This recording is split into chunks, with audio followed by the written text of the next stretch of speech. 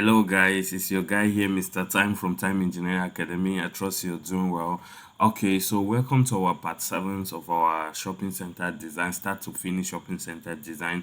So far we a little recap of what we have done. So far we have actually come up with our ideas and then model it with lines in AutoCAD, have our line work in AutoCAD, and we're about diving into Revit, where we are going to do the final modeling of our structure before we then head over to 3ds Max and Corona to render the project before coming back to PROTASTRUCTURE to do our structural analysis and design, right? So if this is something that you're looking forward to learn, why don't you stick to my channel, subscribe, like, and share with your friends so that you don't get to miss any videos that I drop.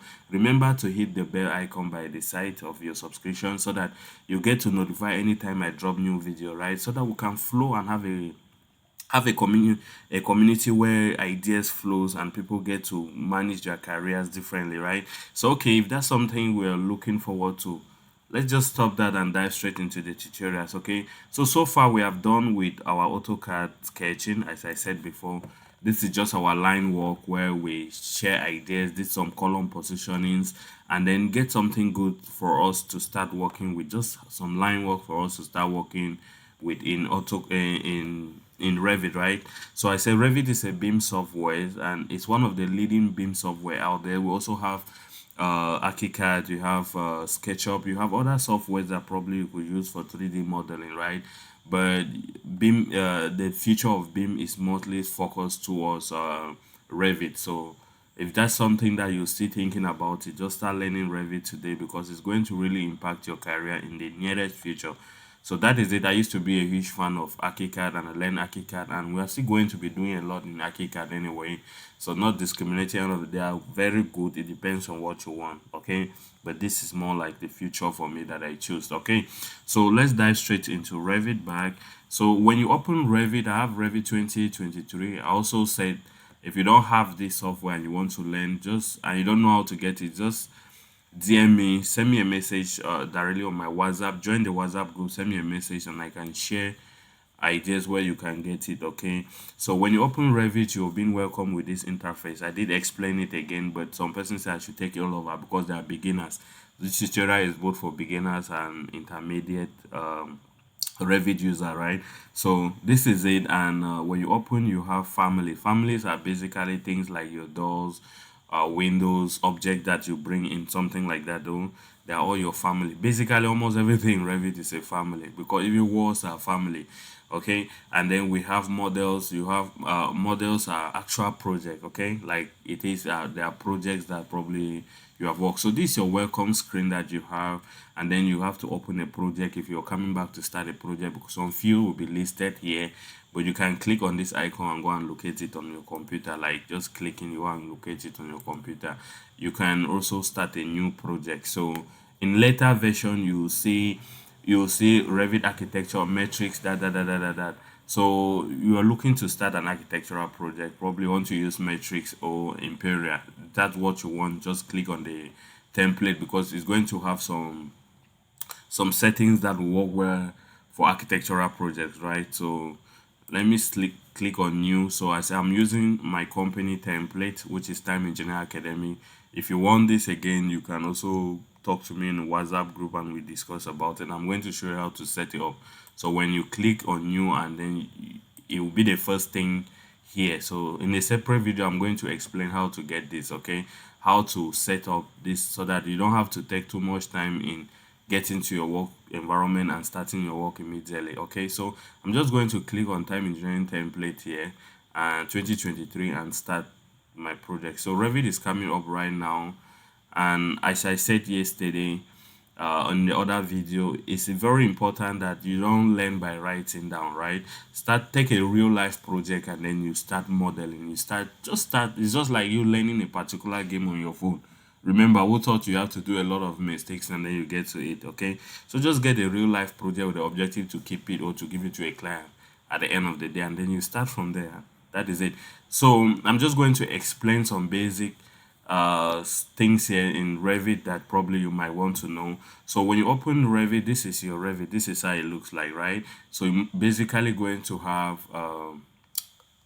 this ribbon here where you have the different tools, okay? And in your ribbons you have different tabs. You have like this one, you have the quick access toolbar here, right here, right? So if you don't have this one, like some people might have it down, okay, some people might have their own down, like it's appearing here. To me it's annoying, right? At time I don't like to see it here. So if you, this is something you want to have it at this position, you can always allow it there, right? So I want to have my on down, my on up, sorry. So I'm not going to allow that one there. Okay, so if you want, if you like to have your on down here, you can always allow it at that position, right? But I like to have my on up, so I'm going to right click to closer to this arrow here and then say show my ribbon at the top. This is my quick access toolbar at the top, right? So here you have section, you have this 3D icon, you can use it to create cameras, do some walkthroughs, and then you have all of this stuff here, quick dimension, like quick access toolbar. This is where you can have most of the thing. You have your save here, you can just click, you have your print and stuff like that. So on the ribbon I said you have tab, on the architectural tab you have the different architectural tools that you'll be using, right? The structural, you want to have some structural framing, something there for you to go with. So if you're looking forward to that, so we'll be using more like the architectural, and we'll be using annotative, okay? And then under annotative tool we are going to be using, we'll use manage and modify most of the time, right? So I will not waste time to explain what the different tools are doing. As I said, just dive straight and then you see how I'm using the tools, so that you click on the tools as I'm clicking, and then you apply the same strategy or the ways in how I'm getting my work done, right? So just follow along in that way. That is the best way for you to learn any software that you want. Okay, so I'm going to start by first of all setting up my project. So to set up your project, probably want to type UN on your keyboard, and UN is unit. Just press UN and then it gets you to this point. I want to set my distance into, this is in feet right now. I want everything to be in millimeter, right? And then how many decimal places? So in decimal places, millimeter, I don't want it. I don't want it to be in decimal places. Area is in meter square, so I want it like that. Distance, really, length, you have to change your length to in millimeters, no this decimal place to be involved to. And then you can, if you want to have your unit on your unit symbol on your dimension or something like that, you can choose it here. So I don't want it to appear on my dimension. So when you see the three figures or three digits, you just know that probably I'm working with millimeters, right? It's going to be, it's always specified in the final construction document anyway. So I'm going to have my millimeter, take OK, and then you have to change some few things that probably you want to change at this position: slopes in degree, times in second, volume in meters cube. So these are the basic settings. Just click here, you're going to see where to change them, right? You just change it and then that is it, and you're done setting your unit already. So you want to go in now and start setting levels. So you might not have the same thing that I'm having. Again, let me explain this. You have the property and the project browser. The properties here are just going to display the property of the current project, the current interface that you have, right? The current work screen that you have. If you look up, you have the natural ground level, NGL, right? So that means natural ground level, like plus 00, right? And then I have my project browser here. Some people usually want to have their own project browser locked to the right here. Okay, let's say I'm going to go somewhere and find how to lock it. Okay, this is it here. Some people like it to have it here. For me, it's annoying. I like to have it all chalked around here so that I have more room to work with, right? So I have more room to work with. So this again is not what I wanted. So my property browser is not appearing at the right position that I want. So let me go up again. So you see, as you're going, it's locking to some position that you don't want to messed up with. Okay, so I'm right now I messed up with my own, but I'm going to fix it anyway. So let me just first of all cancel out my property browser, cancel out this one. Probably you don't even have it at all. So where do you get to? You go to view and then you go to user interface here and you check them out. You just check project browser, that is it, and then you check that is project browser. You're going to check property, right? So property and project browser, I want them locked at the same position. Okay, so I did messed up my own and I have brought it back. So easily, like, it's just for you to carry and drop it at the position where you want, right? So you just have to be carrying the different tab where you want. Like this one, you can stagger it by the side here. Probably want to have it side by side like this. If you have a wider screen you're working with, why don't you use this one? It's still a better option anyway. So you can always try to get it the way you want it. So I'm just going to try to lock this one here. It's a little bit pain in the ass right now. Try not to lock at that same position. There's somewhere I get it right. So here, so let me see. I have if you look at it right now, it's even down here. I want it to lock at the same position, right? So I'm going to drag this one a little bit like this to give more rooms. So you see there are two here right now, and I want my property to be not there. I want my property to be closer to, okay, so I'm seeing a position where it's locking right now. Okay, so if I click here, it actually locks. So you can play around. As I said, learning a particular software is like games, right? So you probably might get it right the first time and then just try to do something. So that is it. I say if you don't have it, you go to your user interface and then you check the things that you want here, right? You can just click on it and then you're good to go. So we are going to start with I think I like to have this one down instead, right? I like to have it down instead. I'm going to go again. There's somewhere I was locking easily, like here. See, I was able to spot the position where I can lock it easily. So you can always click on, hover closer to the line, you can make it wider, but there's not much to be that is hiding there. So just click and reduce it so that I have much room to work with, right? As I said, if it's something that you like to have it on your right, you can always have it there. So we are going to go ahead and set our levels. So levels are the like different stories that you want for your structure, right? For your structure, you probably might want some stories or like different floors. And if is that something that you want to set right away, like this story, we have our basement in the ground, and then we have the ground floor, we have the natural ground level, we have the ground floor itself, right? Like explaining it, probably the foundation is not directly on the ground floor, on the level 00, which is the natural ground level. You have it a little bit skip up, like to a particular position, right? So that is like your first floor there. I think I can annotate with this. Let me see, it's possible to write using this one. Please, I would also like you to recommend a particular app that I can use to do some quick annotation, right? Like if I want to draw something, I can easily draw it. So this is my ground level. This is the natural ground level here, right? And then this is my basement is down. My basement is down there, and then I have the ground floor itself starting at this position. So you climb on the staircase, you get to the ground floor, and then we have the first floor, we have the second floor, we have the third floor, and then we have the fourth floor. So and then we have the roof. Okay, so these are the different levels that we will want to be setting here. And in most business shopping area, you want to have very high ceilings because some persons might come in with goods that they want to display, have a counter. Probably they just need high ceilings for first of all for good display of their goods and have much rooms to work with, right?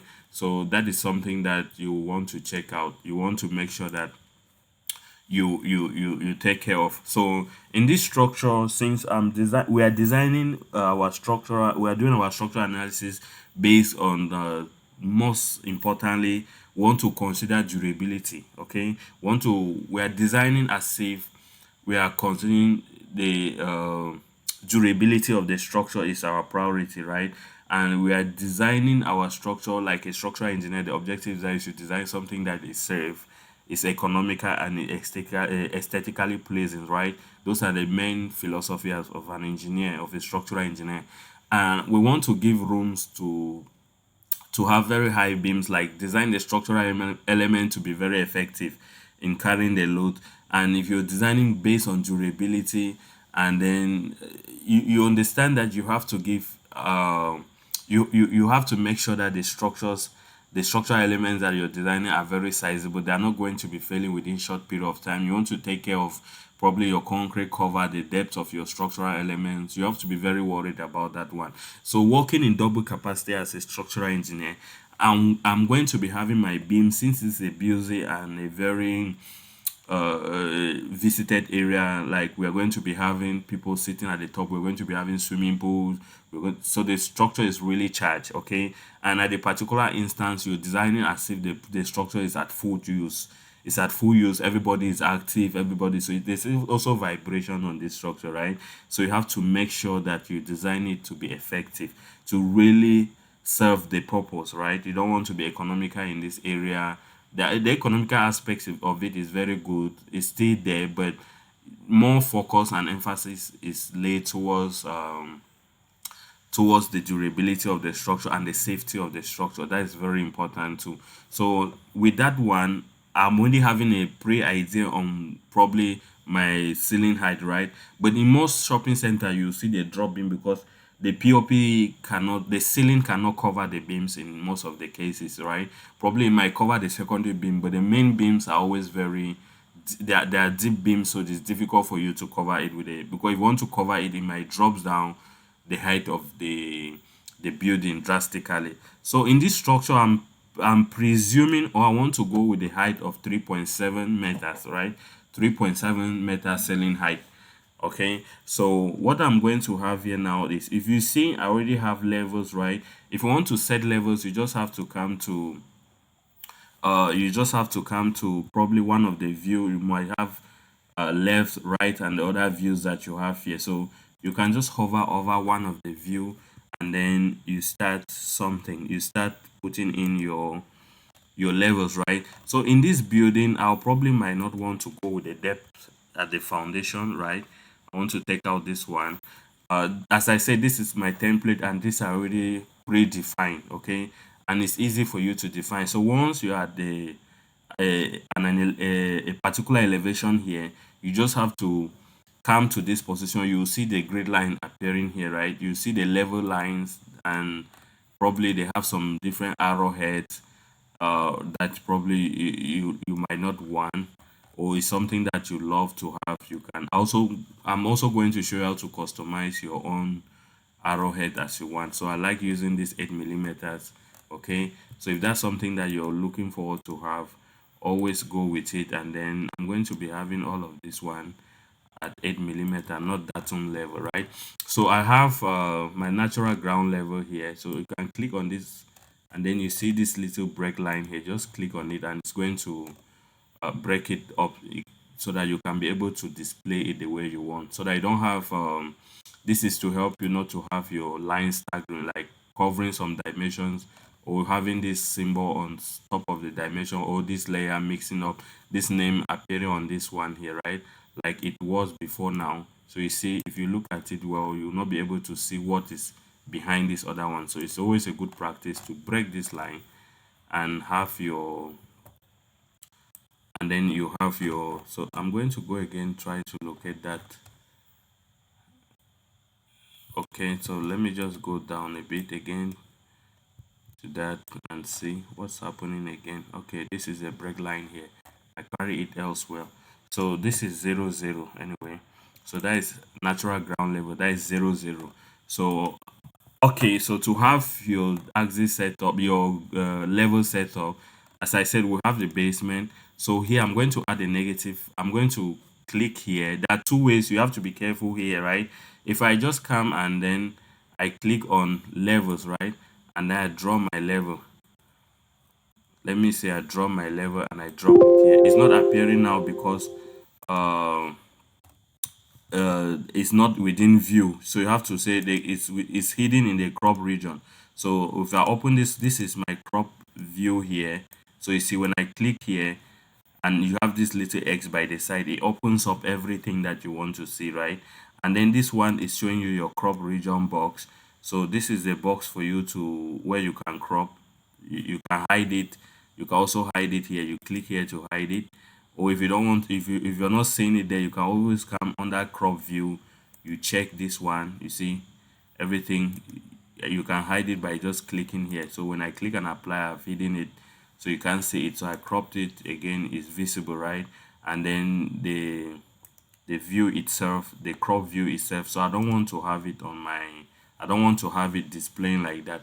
So here now I can be able to, we'll set that when we're about to set our view, right? So here, if you look at it, let me use the 8 mm, not the datum level, right? Let me select it again, go to my property here, and then click, and then use the 8 mm. So everything's looking like this. So if you look at this this head here, you're going to see this naming, this NGO. So one thing with Revit is that it takes like it's actually organizing the drawing for you, giving some names to it. Probably like this is, you know, it's not going to come with the same name like this one. So if I draw another axis, I'm going to have another name attributed to it, right? But you are going to be changing this one anyway. So you if you look at it, you see that we have that level here, we have natural ground level, and then we have that one underneath our natural ground level, right? So, and we are going to change the name to basement. But if there's a way that you probably, some people feel frustrated, I did in the beginning, you can just have this layer like this axis line, and then you want to copy it, like I copy from this position, and then look at something, you see it appears with this dark field, right? I want to when you see it blue, it means that it's currently active. With this dark field, you will not see it in your structure. So look at it, you cannot find it here, you will not find NGP. You understand? You cannot find NGP. So how do you get this NGP into your project? You have to go to view, and then uh with floor plans, right? And then if you want to have it at your floor plan, you click on your floor plan, and they have that one there, just select it, and then you click OK. You're going to have it appear here right now, right? So if you look at the arrowhead again under our elevation now, it's blue, right? But the best way is always to select on it. Probably want to create similar, you just create similar. So this icon here, I just show you another one. It's called create similar. I want to create a similar of this one. I just click here, and I will draw like this. So drawing is just clicking, like you click in AutoCAD, right? You click, and then you see it acting now blue, and also appearing down here. Also in our ceiling plan, you also have it there. Under our structure, I think it should be there too. So under our structure, we also have to go to view again, and then bring out this one if you are working with a structural file together. So let me just set my layer today, so that we'll wrap up, and then we'll import our drawings and wrap up this section, and then next section we'll go straight into the modeling itself. So right, my depth, the depth for my, at that side, the depth for my basement is, the height of my basement, ceiling to ceiling height, is still 3,700, right? So just click on the line where you want to offset, like you want to change the height. You click, and then you click on this little arrow here, there's a dimension here. When you click on this line, this is the line that I want to move.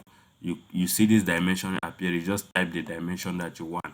Or you can also click on this one here, and then you change the dimension. I want it to be minus 8,000, let me say 300 and minus 380, 3,800. Okay, so you see it moving, it stays there automatically, and when I click here, you see it's 3,800, right? So that is it. And mine is not 3,800 anyway, it's minus 3,700. So that is it.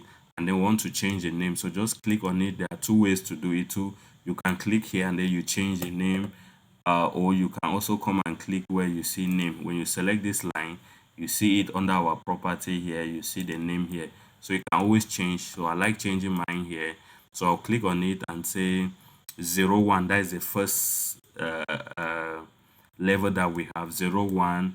And I want to have it basement. I want to do, like name everything basement level, right? Basement level. So that is it. So it asks you if you wanted to update the other names here too. So you just click on yes, and then you see the name changing here, and the name is also changing here automatically here as well. So I'm going to go now to my natural ground level. So this is my natural ground level here, is at 00, right? So I'm going to have it 02. So click on that name again, and have it type 02, That's my naming there. So probably if this is something that you like, how you want to name your different levels, just go ahead and name it the same way, right? If you have something that works for your country, so follow that standard and name it the way you like it to be called, right? So I'm going to have mine 02 there. And then here, the objective of this one was to host the ground floor. So how many steps will you have? How high do you want your floor above the ground level, right? So in this shopping center, I want people to have like a meter before they reach the veranda. People should climb like 5 steps. It depends on the height, like 6 steps before they reach the veranda, right? So I'm going to go ahead and select this one and then change this height, right? I want to change the height to let's say 110. Is that too much? Like 1 meter 10 from ground. So I'm going to have it like 1 meter 100, right? Okay, so 1 meter 100, that is it above the ground level. So if you check now here, since this is the this is the ground floor itself, this is ground floor level, right? If you check the total height from the basement to this position now, you see that this one is automatically, because the beams or the floor is going to be at this level, not at this level, right? So this is the ground outside, but the floor to floor for the basement is going to, you see now it's about 4.8 meter. So probably you want to reduce this one.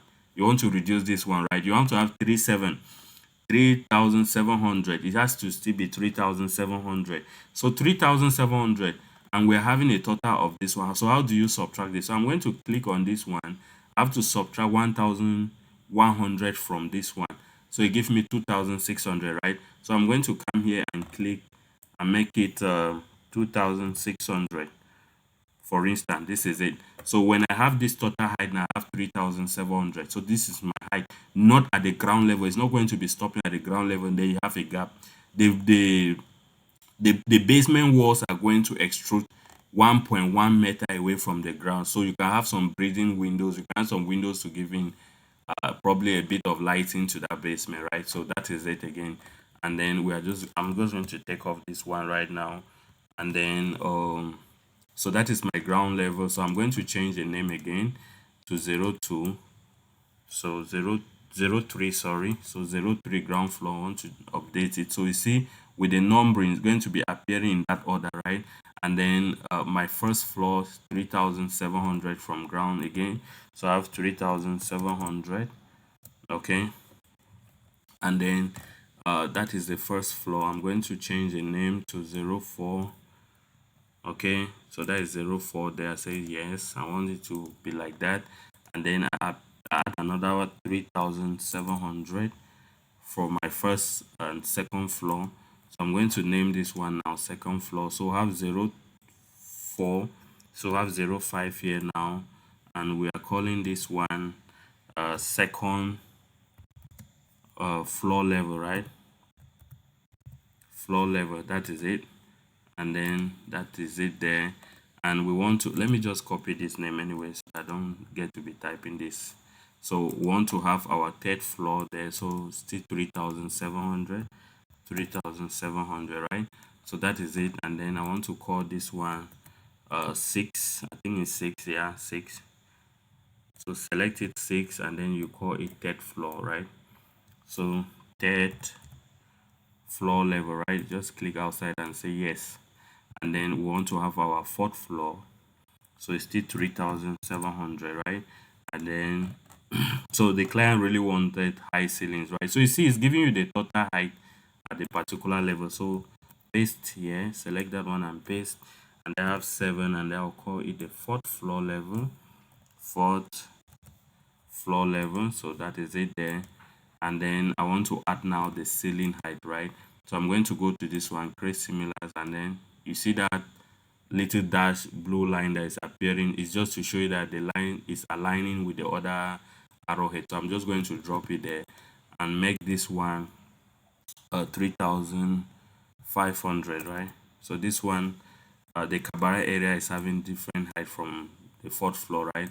So 3,500 is something that I want to go with at this level, and that is still based on what you want and the standard that works. Okay, so I'm going to drop this just paste that copy second floor, and I'm going to have this 8, and then this one I'll call it roof level, right? Roof level or ceiling level. So just call it ceiling level, ceiling level, right? So that is it, and that's fine. We are done setting our axis. So if you look at it here, we have our axis, everything is looking nice. Okay, so I'm going to go ahead and close this tab here. Remember, I cannot close the last one. When I click on the last one, they'll ask me to save the project, so I don't want to close it. I want to have it I want to have other, I want to continue, right? So I want to continue. So let's save our project. It's a good habit to always save, okay? Especially you're working with a desktop or something like that, always save your work. So I'm going to go and say, save it under, so sorry, I'm displaying this right now. So I'm extra work, so YouTube content and YouTube training one. So I'm going to have the YouTube tutorial, right? YouTube tutorial one. So that is just something that I want there. So save. Any name that you want to give it is fine. Okay. You put YouTube tutorial one. So I could save you the name of my client. So it's saving right now. Look at the bar here showing you the progress of how it's going, right? So this is it. And I'm just going to go ahead and import my drawing. So I want to start my first box here so that I'll be going in order. So the first one here is basement. I don't actually need ground level at this position, so I'll still put it.